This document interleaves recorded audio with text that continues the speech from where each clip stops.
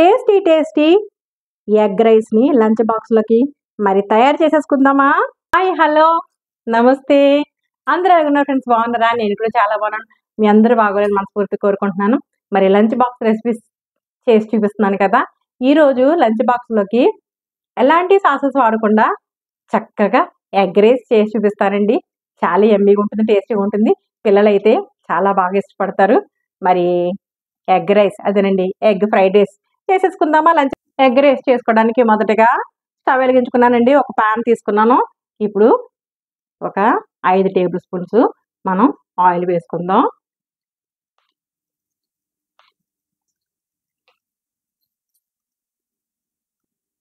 Oil heat ఎక్కిందండి.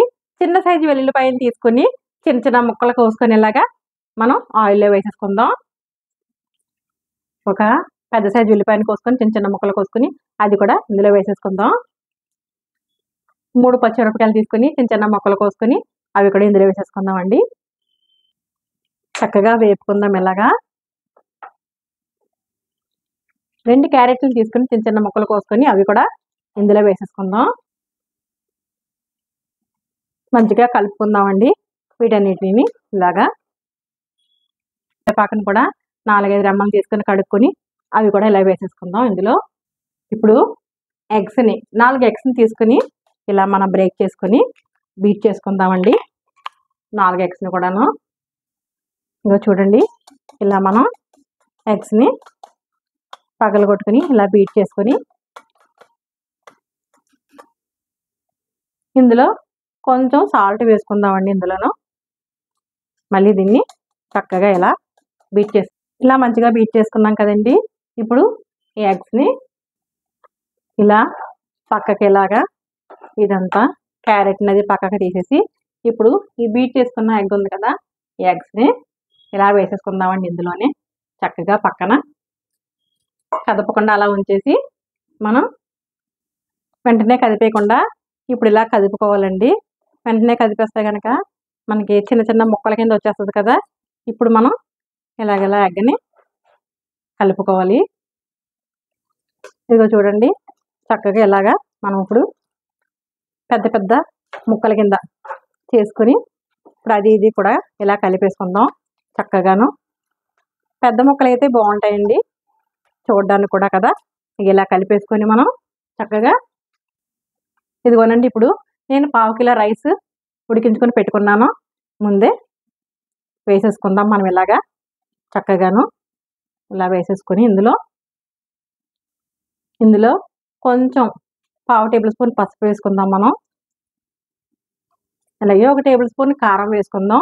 కారం మీరు taste బట్టి మరి మీరు వేసుకోండి. జీలకర్ర 1/2, ధనియాలు 1/2 టేబుల్ స్పూను, 2 వేయించిన పొళ్ళు మనం ఇందులో వేసేసుకుందాం. రుచికి సరిపడినంత సాల్ట్ వేసుకుందామండి.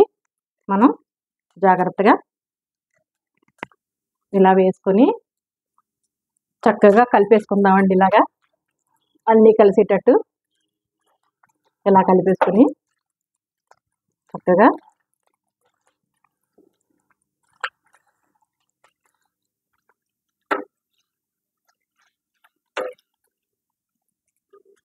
కొంచెం చికెన్ గరం మసాలా వేసుకుంటే చాలా బాగుంటుందండి.